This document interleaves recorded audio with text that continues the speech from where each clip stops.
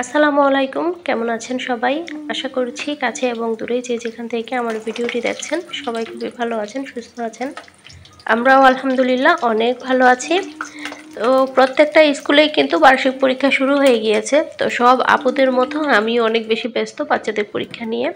তো এই ব্যস্ত সময়ে বিজনেস তো আর বন্ধ করে রাখা যায় না। তো এই ব্যস্ত সময়ে কিভাবে বিজনেস করছি সব কিছুই শেয়ার করব। আশা করছি ভিডিও শুরু থেকে শেষ পর্যন্ত দেখলে আপনাদের কাছে অনেক বেশি ভালো লাগবে।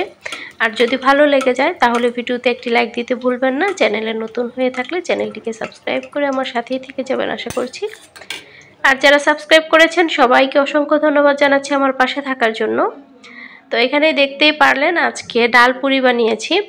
তো বাচ্চারা ঘুমাচ্ছিল, তো ঘুম থেকে উঠলে কি খাবার দিব, তো ভাবলাম ডাল পুরি বানিয়ে নেই। ডাল পুরিটা অনেক বেশি পছন্দ করে বাচ্চারা। তো পরীক্ষার সময় ওদের পছন্দ মতো একটু নাস্তা দিতে হয়, যেহেতু বাচ্চারা মনোযোগ দিয়ে পড়াশোনা করে। তো আমাদের মায়েরও তো উচিত তাদের পছন্দ মতো নাস্তা দেওয়ার জন্য। আর আমার বাসায় বানানো নাস্তা, যে কোনো নাস্তা, সিঙ্গারা, পুরি বা যে কোনো খাবারই বাচ্চারা অনেক বেশি পছন্দ করে। তো বানিয়ে দিলাম। আর এদিকে হচ্ছে আমি একটু রান্না বান্না করে নিচ্ছি। এখানে গরুর মাংস রান্না করব আজকে পেঁপে দিয়ে। আমার কাস্টমার আপুরা অনেক বেশি ভালো। এই পর্যন্ত যতগুলো আমি প্রোডাক্ট ডেলিভারি করেছি, যতগুলো আপুকে কাস্টমার হিসেবে পেয়েছি, সবার ব্যবহারই খুবই ভালো এবং আমার সুযোগ সুবিধা ওনারা অনেক বুঝে। আর আমিও সবসময় চেষ্টা করি কাস্টমারের সুযোগ সুবিধা বা পছন্দ অপছন্দ বুঝে তারপর কাজগুলো করার জন্য। তো যাই হোক, এখন যেহেতু পরীক্ষা চলছে তো সব আপুরাই কিন্তু বুঝে যে পরীক্ষা, সবাই আমাকে যথেষ্ট পরিমাণে সময় দিচ্ছে। সবাইকে অনেক ধন্যবাদ আপুরা। আর হচ্ছে আমাকে বলছে যে আপনি আপনার পছন্দ মতো করে সময় করে আস্তে ধীরে বানান, সমস্যা নেই, বাচ্চাদের যেহেতু পরীক্ষা চলছে। তো ওদের পরীক্ষার জন্য একদম কাজ বন্ধ রাখা যাবে না, যেহেতু পরীক্ষার পরে আমি আবার বেড়াতে যাব, সেজন্য কোনোভাবেই কিন্তু বন্ধ রাখা যাচ্ছে না। হাতে যে কাজগুলো আছে সেগুলো তো আমার শেষ করে নিতে হবে।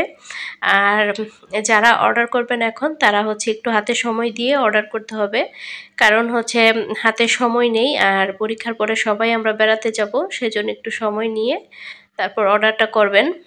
আর এদিকে হচ্ছে আমি রান্নাটা প্রায় শেষ করে ফেলবো, একটু ঝোল ঝোল করে পেঁপে আলু দিয়ে রান্নাটা করছি মাংস। আর এভাবে করলে দেখা যায় বাচ্চারা একটু সবজি খায় আর কি, পেঁপে আলুটা খায়। তো সব সময় যে পেঁপে আলু দিয়ে রান্না করি তা না, মাঝে মাঝে করি। আর আমি আমার কাজগুলো সাধারণত বিছানার চাদরগুলো আমি হচ্ছে আমার এই টেবিলটাতে করি। তো দেখতেই পারছেন এই টেবিলটা যেহেতু ফোল্ড করা যায়, কাজ শেষে আমি ফোল্ড করে রাখি। আর যখন কাজ করি আমার সুবিধা মতো জায়গায় এটা বের করে রেডি করে নিই। আর এখন হচ্ছে আমি যখন বাচ্চাদেরকে পড়াই খাটের পাশে এই টেবিলটা আমি নিয়ে তারপর কাজ করি। আমি এদিক দিয়ে বাচ্চাদেরকে লেখা দিয়ে তারপর পাশে বসে কাজ করি। একটু পাশে বসে না থাকলে দেখা যায় লেখে ঠিকই কিন্তু অনেকটা সময় দেরি করে তারপর লেখে, সেজন্য এভাবে কাছে বসিয়ে লেখাই। আর আবদুল্লার কাছে না বসলে তো লিখতেই চায় না। আবদুল্লাহকে এভাবে করেও লেখানো যায় না, একদম ওর কাছে বসে তারপরে লেখাতে হয়, একদম হাতে ধরে ধরে এরকম আর কি। প্লেয়ের বাচ্চাদের তো এভাবেই লেখাতে হয়। তো আর আবদুল্লাহকে একদম ছোট বয়সে স্কুলে দেওয়া হয়েছে, তো সেজন্য ওর পিছনে একটু পরিশ্রমটা বেশি দিতে হচ্ছে। আর হচ্ছে প্লেয়ের বাচ্চারা আসলে ওরকমভাবে কিন্তু বিকাশ হয় না, কিন্তু স্কুলে দেওয়ার পরে দেখলাম অনেক বেশি পড়াশোনা, অনেক অনেক সিলেবাসে অনেক পড়া। শুধুমাত্র যে প্লেয়ের বাচ্চারা খেলতে খেলতে শিখবে সেরকম না, অনেক অনেক পড়া। আর এটা দেওয়ার পরে আমি বুঝতে পেরেছি। তারপরে স্কুলে না দিলে কিন্তু এখন যা সে শিখেছে সেগুলো কিন্তু শিখতে পারতো না। আর দুষ্ট বাচ্চা হওয়ার কারণে দেখা যায় ও কিন্তু যখন তখন আমি যদি বলি বই নিয়ে বসে না, সেজন্যই আরও স্কুলে দিয়েছি যে স্কুলে গিয়ে কিছুটা লিখবে। তবে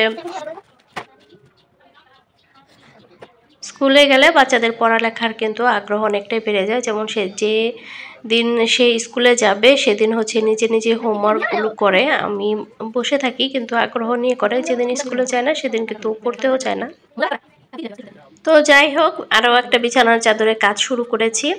তো কাজ শেষ করার পরে আবার শেয়ার করব, ঠিক আছে। নতুন বিছানার চাদর, যদিও একই কালারের, নামের অক্ষরগুলো শুধু আলাদা হবে। ভিডিওটা আজকে এখানেই শেষ করছি।